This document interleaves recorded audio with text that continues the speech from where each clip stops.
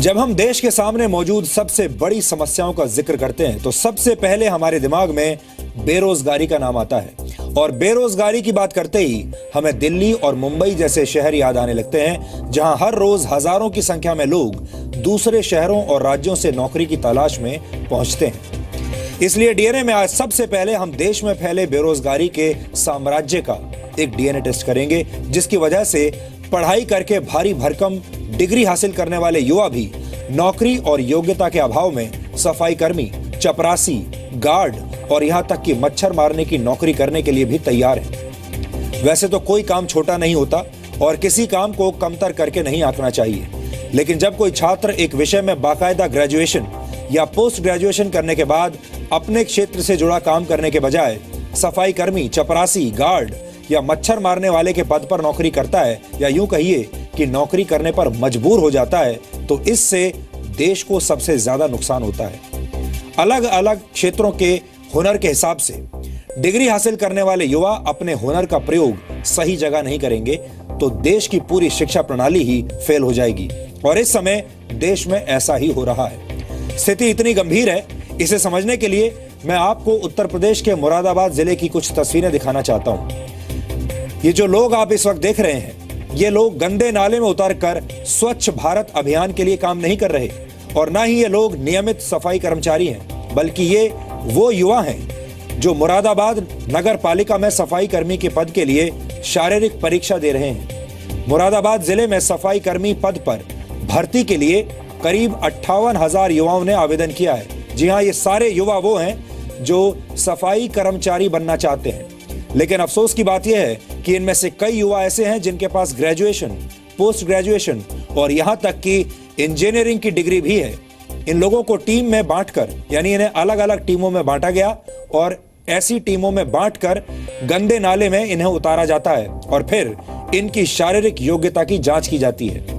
इन पढ़े लिखे युवाओं को नौकरियों की कितनी ज्यादा जरूरत है, इसका अंदाजा आप इस बात से लगा सकते हैं कि ये युवा अपनी परीक्षा में नाले की सफाई बिना किसी सुरक्षा उपकरण के ही कर रहे हैं, यानी इनके पास अपनी सेफ्टी के लिए, अपनी सुरक्षा के लिए कोई उपाय नहीं है। ऐसे ही बिना किसी सुरक्षा के इंतजाम के ये गंदे नाले में चले गए। देश में बेरोजगारी की भयानक स्थिति का एक ज्वलंत उदाहरण हमने पिछले वर्ष 16 सितंबर को भी आपको दिखाया था, जब उत्तर प्रदेश विधानसभा सचिवालय में चपरासी की नौकरी पाने के आवेदकों में 255 ऐसे थे जिनके पास पीएचडी की डिग्री थी, जबकि बीए, बीटेक और बीएससी पास आवेदकों की संख्या 1 लाख से ज्यादा थी। भारत को युवाओं का देश कहा जाता है। भारत में 20 वर्ष से कम उम्र के युवाओं की संख्या 54 करोड़ है। यह भारत की कुल आबादी का 41% है, 41%, जबकि भारत में ग्रेजुएट युवाओं की संख्या करीब 6 करोड़ 80 लाख है। युवाओं का देश कहे जाने वाले भारत में हर वर्ष 30 लाख से ज्यादा युवा ग्रेजुएट या पोस्ट ग्रेजुएट की पढ़ाई पूरी करते हैं, यानी पोस्ट ग्रेजुएशन की पढ़ाई हर साल इतने लोग पूरी कर लेते हैं। ऐसे हर 3 युवा ग्रेजुएट्स में से एक बेरोजगार रह जाता है। भारत में नौकरी करने की उम्र 15 वर्ष से 60 वर्ष के बीच मानी जाती है। भारत में इस उम्र के लोगों की संख्या करीब 73 करोड़ है। इनमें से सारे लोग एम्प्लॉयबल नहीं है। 73 करोड़ लोगों में से एक सीमित संख्या ही ऐसी है जो कि नौकरी के लायक है, और नौकरी के लिए योग्य लोगों में भी सबको नौकरी नहीं मिलती। इनमें से भी 2 करोड़ 70 लाख लोग ऐसे हैं जिनके पास कोई नौकरी नहीं है।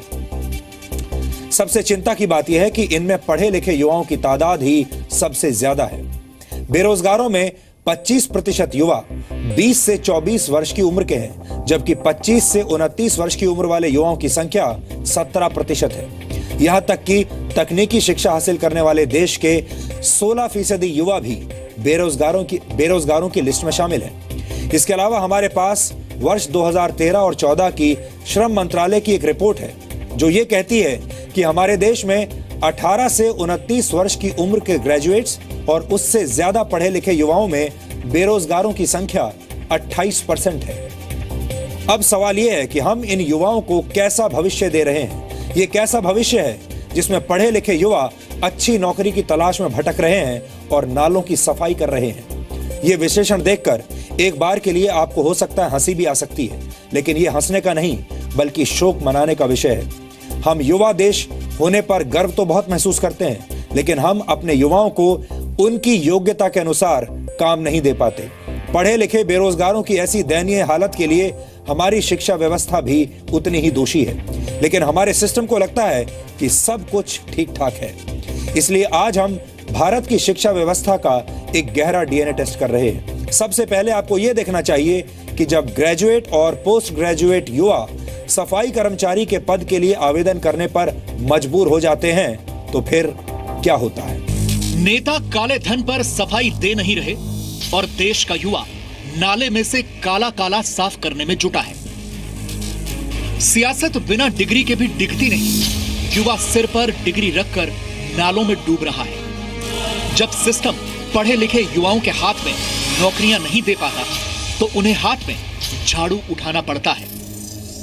मुरादाबाद में कॉन्ट्रैक्ट पर काम करने वाले सफाई कर्मियों के 1083 पद खाली हैं। इन पदों पर नगर निगम को करीब 60,000 आवेदन मिले हैं। काम छोटा या बड़ा नहीं होता, लेकिन अफसोस इस बात का है कि इस पद के लिए आवेदन करने वालों में ग्रेजुएट, पोस्ट ग्रेजुएट और यहां तक इंजीनियरिंग की डिग्री हासिल कर चुके युवा भी हैं। मैं नौकरी के लिए प्रयास करी, लेकिन एक काम यही बता था, मजबूरी के लिए अप्लाई किया था। किस नौकरी के लिए अप्लाई किया था? क्लर्क के लिए किया था कई बार। कितनी कहाँ तक पढ़े लिखे हो आप? हम स्नातक कर रहा है सर। नाले में धंसे हैं हम। नाले में धंसने के बाद हमने कार्य किया है। कार्य करने के बाद सफाई की। सफाई करने के बाद हमसे बोला आपका इंटरव्यू होगा। इंटरव्यू देने के लिए यहीं आते हैं। अच्छा, क्या क्वालिफिकेशन है आपकी? किस तरह से कार्य लिया गया? मेरी MA, BEd और M.Ed के लिए था। लिस्टों में जिनका नाम है उनका इंटरव्यू हो रहा है और उन्हें नाले में जाकर या फिर रोड पर झाड़ू लगाकर अपना साक्षात्कार देना पड़ रहा है। इंटरव्यू देना पड़ रहा है। क्या आपकी क्वालिफिकेशन है? मेरी क्वालिफिकेशन तो बहुत है सर। क्या है? मैं B.Com पास हूँ और मास्टर ऑफ कॉमर्स करता हूँ। उत्तर प्रदेश विधानसभा सचिवालय में चपरासी के 368 पदों के लिए 23 लाख से ज्यादा अर्जियां आईं, जिनमें से सिर्फ 53,426 लोग ही 5वीं पास थे। 6ठी से 9वीं पास आवेदकों की संख्या 2,16,763 थी। 18,72,660 आवेदक 10वीं से 12वीं पास थे। चपरासी बनने के इच्छुक 1,52,730 आवेदक ग्रेजुएट थे। 24,969 आवेदकों ने पोस्ट ग्रेजुएशन की हुई थी, जबकि 255 PhD डिग्री होल्डर भी चपरासी बनने के इच्छुक थे। एक डिग्री हासिल करने के लिए वक्त, पैसा और उम्र बीत जाती है, इस उम्मीद में कि एक दिन अच्छी नौकरी मिल पाएगी। लेकिन 21वीं सदी के भारत में न जाने ऐसे कितने पढ़े लिखे युवा हैं जिन्हें किसी न किसी वजह से अच्छी नौकरी तो छोड़िए, अपनी शिक्षा के मुताबिक नौकरी तक नहीं मिल पाती। ये दुखद विडंबना है कि आज हमारे देश में 4थी पास नौकरी के लिए PhD क्वालिफाइड उम्मीदवार आवेदन कर रहा है। मास्टर ऑफ फिलॉसफी की डिग्री वाला युवा कुली की नौकरी के लिए आवेदन कर रहा है और पोस्ट ग्रेजुएट युवक मच्छर मारने वाले की नौकरी के लिए आवेदन करने को मजबूर है। अंतर्राष्ट्रीय स्तर पर भारत को दुनिया का सबसे युवा देश घोषित करके हम इसे अपनी ताकत बनाना चाहते हैं, लेकिन काम के अभाव में युवाओं की ये ताकत और युवाओं की ये ऊर्जा एक ज्वालामुखी बन जाएगी और इस ज्वालामुखी की आग देश को अंदर ही अंदर जला देगी। इसलिए हमें युवाओं पर बहुत ज्यादा ध्यान देने की जरूरत है, उनका ख्याल रखने की जरूरत है। युवाओं के बारे में हम और आप नहीं सोचेंगे तो फिर कौन सोचेगा? आज इसके बारे में आप जरूर सोचिएगा। आज मैं आपसे पूछना चाहता हूँ, क्यों नहीं नेटवर्क मार्केटिंग? फिर वाई नॉट नेटवर्क मार्केटिंग? मैं चाहता हूं भारत का हर युवा खुदगर्ज बने और अपने पैरों पर खड़े हो, अपना और अपने परिवार की जिम्मेदारी संभाले, पर उसके लिए आत्मसम्मान से जीने की जरूरत है और जरूरत है मेहनत करने की। एक ऐसे प्लेटफॉर्म में जिसे गवर्नमेंट सपोर्ट करती हो और एक आने वाली सदी का व्यवसाय हो। आज अभाव है तो सिर्फ जानकारी का और या फिर प्रॉपर नॉलेज का। आइए मैं आप सभी से अनुरोध करता हूं कि आप अपना भविष्य निर्धारित कीजिए और डायरेक्ट सेलिंग में अपना काम शुरू करके अपने और अपने परिवार की जिंदगी को बेहतर बनाइए। मैं दोबारा पूछना चाहूंगा, व्हाई नॉट नेटवर्क मार्केटिंग? क्यों नहीं नेटवर्क मार्केटिंग? सो आप सब लोगों का स्वागत है। Your most welcome. Thank you.